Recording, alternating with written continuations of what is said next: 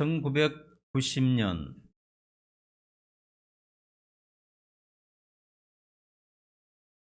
지나고 난 다음에 태어난 사람도 있을 것이고 또 그 전에 태어난 사람도 있겠는데 1990년도에 뉴욕 크리스터 예술품 경매장에서 고흐의 미술 작품 제목이 갓세 박사의 초상이라는 그 작품이 얼마에 팔렸느냐 하면 8,250만 불에 낙찰되었습니다. 우리나라 돈으로 얼마 정도 되죠? 1,000억 원이 넘죠? 그렇죠? 1,000억 원이 넘을 겁니다. 왜 그렇게 값이 비싸냐? 살려는 사람이 너무 많다 보니까 전 세계에서 예술품을 수집하는 사람들이 모여서 수백 명이 모여서 수천 명이 모여서 서로 살려고 하다 보니까 천정부지로 값이 솟아서 요만한 종이 한 장에 그린 그림이 1,000억 원이 되었다 하는 것입니다. 놀라운 일이죠.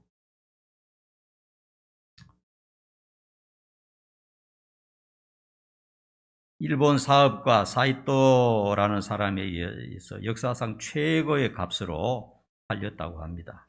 그 외에도 그로부터 고흐의 작품들은 최소 수백억에서 1,000억에 호가는 그런 값으로 애호가들에게 팔려나갔습니다. 역사적으로 가장 비싼 예술 작품 중에 반고흐의 작품이 1위, 2위, 6위에 랭크되어 있다 하는 얘기를 들었습니다. 그리고 그의 작품은 전부 다 최고가입니다. 그뿐만 아닙니다. 그가 머물렀던 암스테르담, 네덜란드 출신입니다. 암스테르담, 프랑스의 아를레, 오베르, 스위스의 바젤 같은 그런 곳에는 지금도 그가 떠난 지 백수십 년이 되었습니다만은 지금도 그 지역에 가면은 1년에 수백만 명의 관광객들이 모여들고 있어요. 그의 흔적을 보기 위해서. 그가 잠시 머물렀던 곳에도 매년 사람들이 수십만 명씩 몰려들고 있고 또 그런 곳에는 이 고흐에 관한 고흐의 가정이라든지 고흐의 작품이라든지 고흐의 편지라든지 이런 것을 가지고 사업하는 사람들이 10만 명 정도 되고 매년 수십조의 수입을 올리고 있다 하는 얘기를 들었습니다.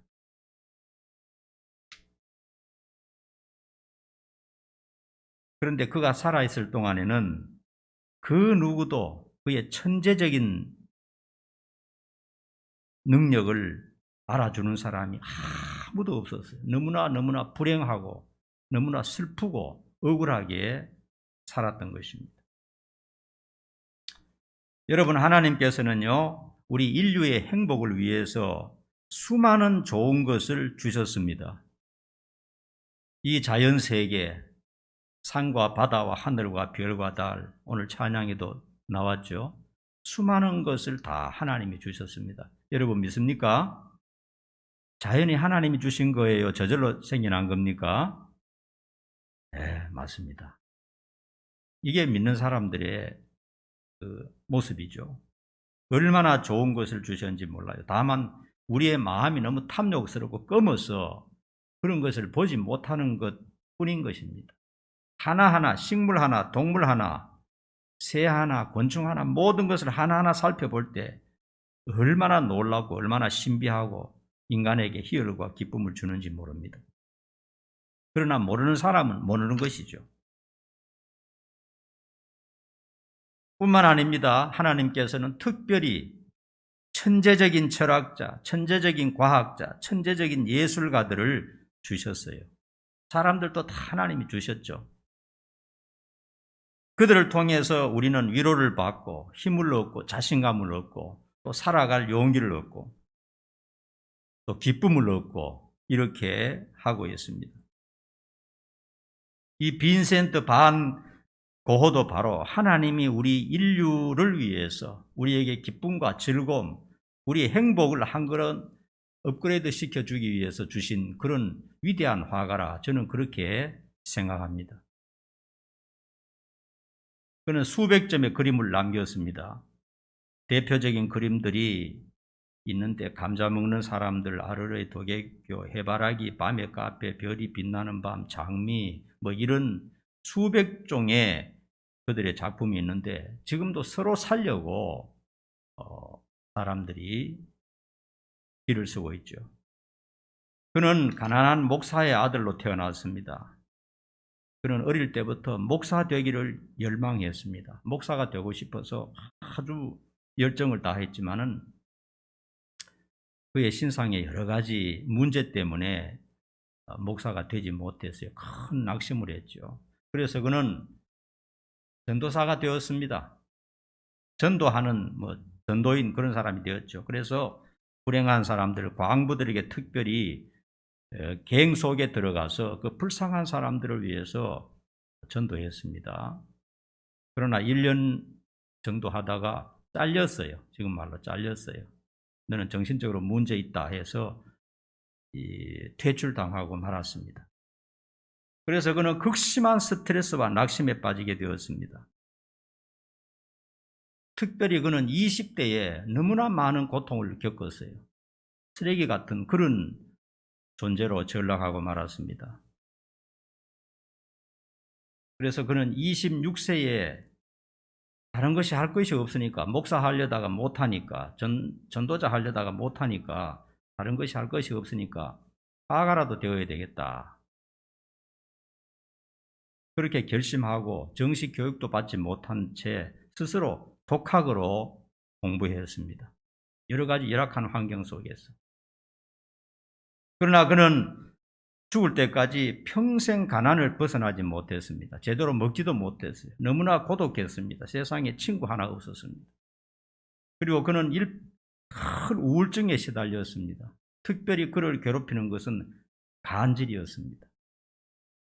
큰 간질로 말미암아 고통을 당했습니다. 그는 평생에 자기 손으로 일해서 돈 번 것이 하나도 없어요. 돈을 벌지 못했습니다. 그는 자기 동생 한 5살 정도 아래 동생으로부터 한 달에 얼마씩 받는 것이 자기 수입의 전부였습니다. 그래서 600여 통의 편지를 동생에게 감사의 편지를 보낸 거죠. 그는 어릴 때부터 부모로부터도 멸시당했습니다. 너는 온전치 못한 자식이다 하는 식으로 부모로부터도 멸시당하고 친구도 하나도 없고 그리고 사랑에도 실패하고 말하자면 인간적으로 보면 모든 면에서 실패했습니다. 잘했다고 생각하는 것, 성공했다고 생각되는 것이 단 한 가지도 없었어요. 전부 실패하고 말았습니다. 그의 여생을 보면 너무나 슬퍼요.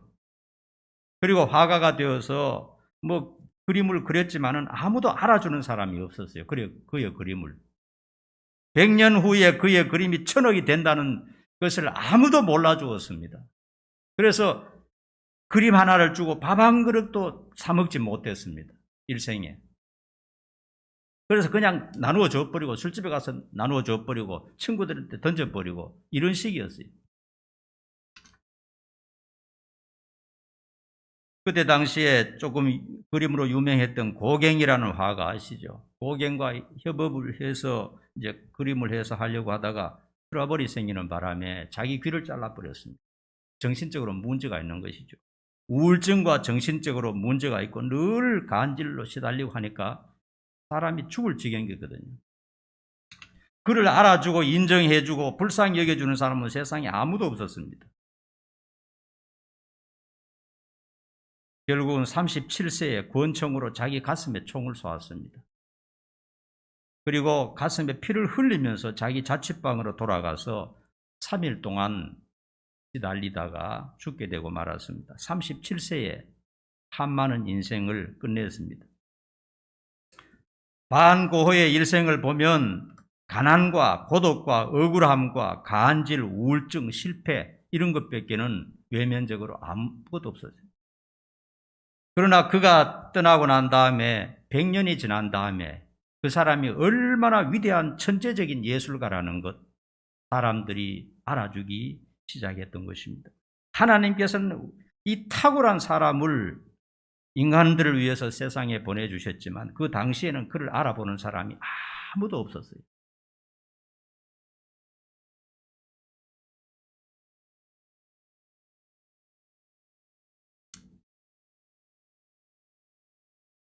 따라합시다. 하나님은 좋은 것을 주십니다. 네. 어떤 사람이 술집에서 술이 취했던지 조금 전에 복권을 샀는데 술이 취해서 그랬던지 쓰레기통에 던져버렸어요. 그러니까 옆에 있던 친구가 야, 돈 주고 산 걸 왜 버리느냐 하면서 그것을 닦아서 자기 호주머니에 집어넣었어요. 근데 공교롭게도 그것이 1등이 되어서 40억에 당첨이 되었다는 겁니다. 그러니까 집어 던진 사람은 좀 다 하려고 하고 막 고소를 하고 했지만은 모든 면에서 실패하고 말았죠. 아니 부럽죠. 그런데 여러분 우리가 알아야 될 것은요. 우리가 우리 가슴 속에 챙겨 넣은 것은 40억 복권보다 수백만 배가 더 값어치가 있다는 사실을 아셔야 됩니다. 이거를 꼭 알아야 되는 겁니다. 40억은 상대가 안 됩니다. 우리가 가슴 속에 챙겨 넣은 복권은 그것의 수백만 배, 수천만 배라는 사실을 오늘 꼭 기억하시길 바랍니다. 우리가 그걸 제대로 이해하지 못하고 깨닫지 못하니까 우리도 우울합니다. 슬픕니다. 괴롭습니다. 마음이 아픕니다. 세상 사람들은 예수님에 대해서 구원이나 천국에 대해서 대수롭지 않게 여깁니다. 어쩌면 하루 일당보다 못하게 생각합니다. 구원이 뭐냐? 하루 일당보다 못하게 생각해요. 그렇죠? 세상 사람들은 그렇게 생각합니다. 예수가 뭐냐? 아무것도 아니다. 구원이 뭐냐? 천국이 뭐냐? 쓰레기통에 집어넣을 정도밖에 안 되는 거예요.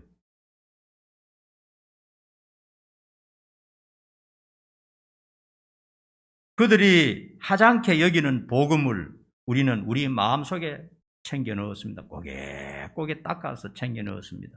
맞습니까? 예, 우리는 그런 사람들입니다. 그 결과로 주어진 복이 무엇입니까? 모든 죄 용서받고 구원받고 영생 얻고 하나님의 자녀 되는 것입니다. 이 모든 것이 우리의 노력입니까? 아닙니다. 그저 복음을 내 가슴 속에 챙겨 넣은 것밖에 없어요. 내가 한 것 아무것도 없어요. 복권 40억 당첨된 조금 전에 얘기했던 사람은 친구가 쓰레기통에 집어 던진 것 그냥 닦아서 자기 호주머니 지갑 속에 넣은 것밖에 없어요. 한 게 아무것도 없어요.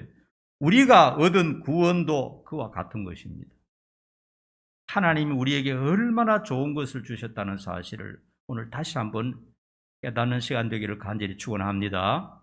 날씨가 더워지고 하면 스트레스도 올라가고 짜증도 나고 앞으로 여름이 되면 여러분 참 화나는 일이 많을 겁니다. 왜냐하면 가만히 있어도 저절로 땀이 찍찍 나고 짜증이 나니까요. 그럴 때 하나님이 우리를 위해서 얼마나 좋은 것을 주시고 얼마나 많은 것을 주셨다는 것을 계속 되새기시 바랍니다. 우리가 잘나고 우리가 잘하고 우리가 선하고 특별히 많이 해서 받은 게 아닙니다. 그냥 다른 사람이 집어 던져버린 것을 우리는 우리의 가슴 속에 챙겨 넣은 것밖에 없어요. 보물처럼.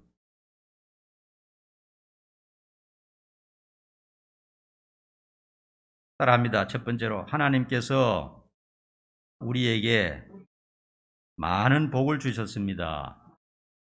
예. 우리가 이것을 분명히 믿는 사람들입니다. 내가 가진 모든 것, 나의 소유라고 하는 모든 것은 다 누가 주신 것이다? 하나님이 주신 것이 맞습니까? 여러분의 몸, 여러분의 정신, 여러분의 신앙, 여러분의 물질, 여러분의 가진 집, 여러분의 자식, 여러분의 부모, 여러분 주변에 있는 이 모든 좋은 환경들 다 누가 주신 겁니까? 하나님이 주신 겁니다. 믿습니까?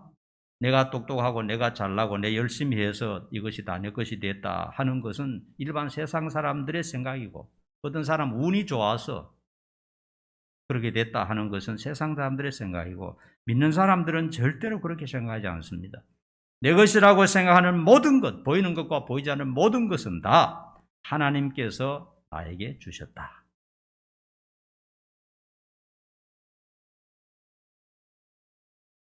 우리의 직장, 우리의 가정, 우리의 학문, 우리의 지혜, 우리의 생명, 우리의 젊음, 우리의 청춘 전부 다 하나님이 주신 것이다. 사람들을 두 분류로 나누어 보면요, 이 모든 것이 하나님이 주신 것이다 하는 사람과 그냥 저절로 내게 온 것이다 하는 사람 두 분류로 나누어지는 것입니다. 나에게 있는 모든 것 하나님께서 주셨다 하는 것을 믿는 것이 신자들입니다. 우리 다시 한번 고백해 봅시다. 내 모든 것은 하나님이 주신 것입니다. 꼭 기억하시고 잊지 말기를 바랍니다. 이 고백이야말로 하나님을 믿는 믿음의 모습인 것입니다. 오늘 본문 말씀에 보니까 한번 따라합시다. 아들까지 주셨습니다. 네. 아들까지 우리를 위해서 주셨다고 그랬어요. 여러분, 세상에 가장 귀한 것이 자식 아닙니까? 하나님은 독생자 예수님 아들을 우리를 위해 주신 것입니다. 그런데 세상에 수많은 사람들은요, 예수님도 구원도 복음도 천국도 영생도 쓰레기처럼 생각합니다. 인정하지도 않습니다. 많은 사람이요. 그러나 우리는 세상의 어떤 것과도 바꿀 수 없고 절대로 양보할 수 없는 보물로 믿습니다. 따라합시다. 예수님은 내 최고의 보물입니다. 예. 그 하나님께서 주신 독생자 예수님을 내 마음속에 영접하고 믿은 결과 어떻게 되었습니까? 모든 죄가 사해졌습니다. 구원을 받았습니다. 영생을 얻었습니다. 하나님의 사랑받는 자녀가 되었습니다. 천국의 시민이 되었습니다. 미래가 아닙니다. 지금 이미 과거입니다. 과거. 지금 다 주어진 겁니다. 예수님을, 하나님이 주신 예수님을 하나님의 은혜에 감사해서 영접하고 받아들이는 사람은 이미 받은 것입니다. 천국의 시민이 되었습니다. 그리고 장차 하나님의 모든 것을 유산으로 약속받은 상태입니다. 여러분, 이 세상에요, 물질이나 작은 복은 자기의 노력으로 성취할 수가 있어요. 그러나 거대한 복은 인간의 힘으로 안 됩니다. 죄 용서받는 거라든지 구원받는 거라든지 지옥에 안 가는 거라든지 죽음에서 살아나는 거라든지 영원히 사는 것, 이런 것들은 인간의 노력으로는 안 됩니다. 꿈도 꿀 수 없습니다. 이것은 그냥 공짜로 받는 것입니다. 우리가 한 것은 뭡니까? 예수님께 희망을 걸고 내 마음의 구주로 모셔드린 것밖에 없어요.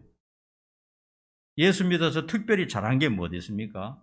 하나님 앞에 내어놓을 만한 걸 한번 꼽아보세요. 없어요. 일생을 살아도 하나님 앞에 당당하게 내놓을 만한 것이 우리는 없어요. 제가 생각해보면 그렇더라고요. 단 한 가지도 하나님 앞에, 하나님 이건 정말 제가 잘했잖아요, 그렇게 내놓을 만한 것이 하나도 없어요. 그럼에도 불구하고 하나님께서는 인류를 살려주시고 행복을 주시고 구원하시기 위해서 자기가 할 수 있는 모든 것을 다 하셨습니다. 결국 자기 아들까지 주는데 내주셨다 하는 것입니다. 따라합니다. 삶 속에서 모든 필요도 주십니다. 예. 하나님은 우리를 위하여 사랑하는 아들까지 내어주셨습니다. 다시 말하면 하나님께서 가장 아끼고 소중한 것을 다 주셨다는 겁니다. 자기 아들까지 우리를 위해서 내주신 분이 숨겨놓고 아껴놓고 이것만을 못 주겠다는 게 뭐가 있겠습니까? 한번 생각해 보세요. 우리 이론적으로도 한번 생각해 보십시오. 자기의 자식을 죽는데, 우리를 살리기 위해서 죽는데 내어주신 분이 주시지 못할 것이 뭐가 있겠느냐 하는 것입니다.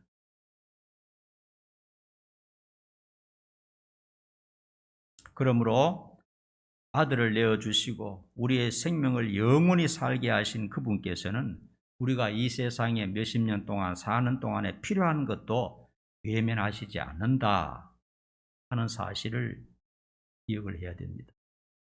우리를 위해서라면 하나님은 못하실 것이 없으시다는 뜻입니다. 못나고 악하고 죄짓고 불순종한 우리들을 하나님은 내치지 아니하시고 오늘까지 신앙생활 할 수 있도록 이끌어 주셨어요. 하나님은 우리의 죄 따라, 우리의 허물 따라, 우리의 방탕 따라 처치하지 아니하시고 끝까지 참으시면서 하나님 우리를 위해서 모든 것을 다 내어주신 것입니다. 그렇기 때문에 우리가 이 세상에 살면서 필요한 것도 하나님으로부터 받을 수가 있다 하는 것입니다. 그러면 어떻게 이 세상에 살아가면서 필요한 것을 얻을 수가 있는가? 여러분, 필요한 것이 물질뿐만이 아닙니다. 건강적인 면도 될 수 있고 정서적인 면도 될 수 있고 가정적인 면도 될 수 있고 인간관계적인 면도 될 수 있고 영적인 면도 다 포함되는 겁니다. 우리가 이것을 다 받을 수가 있는 것입니다. 첫째로요, 진심으로 믿는 것입니다. 히브리서 11장 6절 한번 보십시다. 히브리서 11장 6절 한번 우리 읽어봅니다.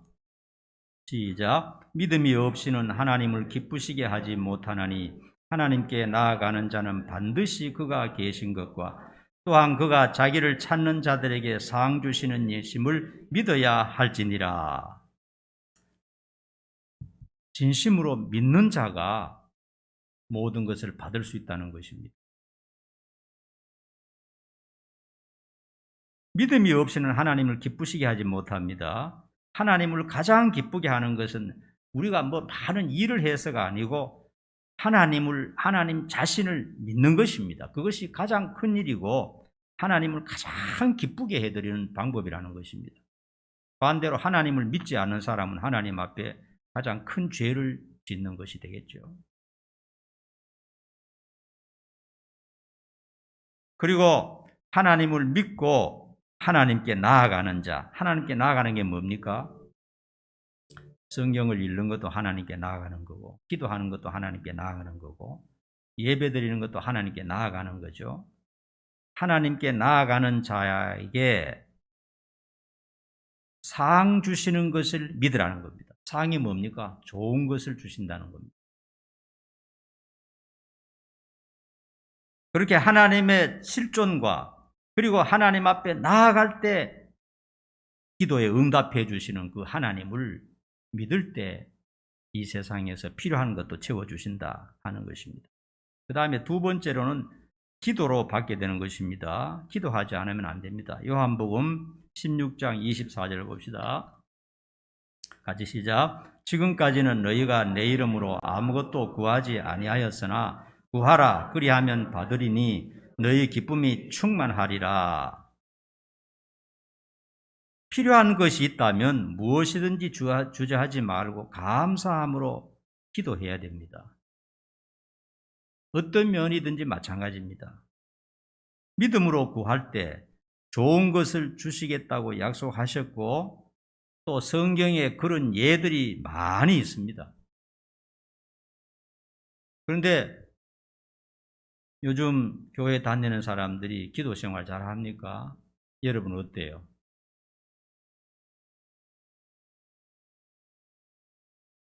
기도하지 않는 사람은 회개해야 됩니다. 그러나 지금까지는 기도하지 않았다 할지라도 여기 보니까 지금까지는 내 이름으로 구하지 아니하였으나 앞으로 구해봐라.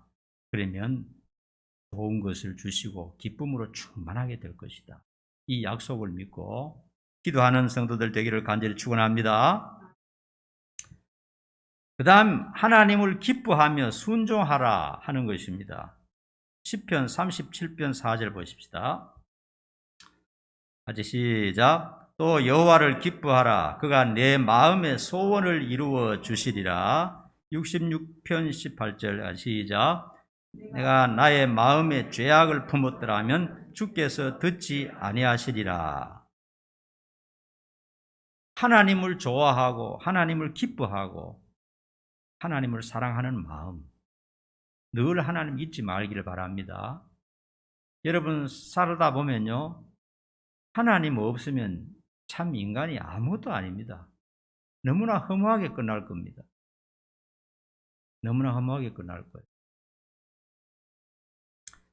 제가 이게 통계를 한번 봤는데요,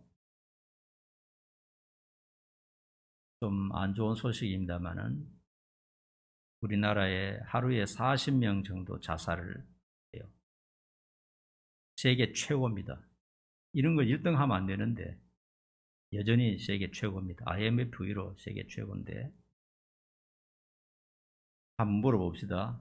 여자가 자살률이 높을까요? 남자가 자살률이 높을까요? 누가? 응? I don't know. 남자가 2배 정도 높습니다. 65%입니다. 남자가 65%고 여자가 35%입니다. 우리가 생각할 때는 여자들이 더 자살을 할 것 같은데 아닙니다. 남자가 스트레스가 더 많아요. 자, 그러면 남자 중에 젊은 남자가 자살률이 높을까요? 늙은 남자가 자살률이 높을까요? 네? 좀 들리게 얘기해봐요. 젊은? 아닙니다. 50대 이상이 제일 많습니다. 50대가 많고 60대가 더 많고 70대가 더 많아요. 나이가 많아질수록, 나이가 높을수록 자살률이 높아요. 그 이유는 뭡니까? 낙심입니다. 낙심, 좌절, 희망이 없어요. 너무나 갑갑합니다. 너무나 막막합니다.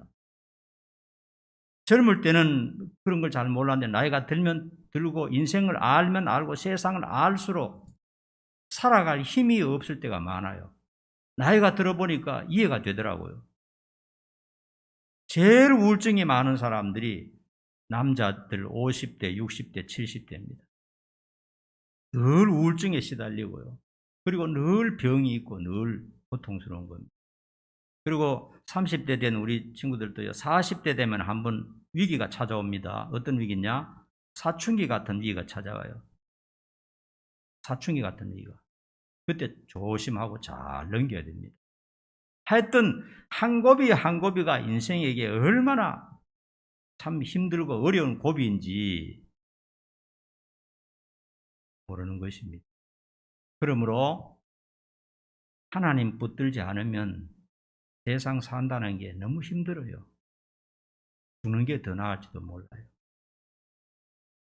하나님만이 우리의 소망이고 희망인 것입니다. 하나님은 우리에게 위로를 주시고 희망을 주시고 나이 들고 늙어도 또 살아갈 좋은 것을 주시는 그런 등대라는 사실을 우리가 잊어서는 안 되는 것입니다. 그래서 하나님을 늘 기뻐하고 생각하셔야 됩니다. 이 세상만 바라보면 금방 지쳐버립니다. 하나님을 늘 기뻐하고 사랑하고 그리고 내가 범죄하고 악한 것이 있다면 그것을 고치고 회개해야 되는 것입니다. 부정적이고 불만의 사람이 아니라 긍정적이고 아멘하는 사람으로 우리 스스로를 바꾸어 나가야 되는 것입니다. 결론입니다. 좋은 것이란 물질적인 것만이 아니라고 그랬죠.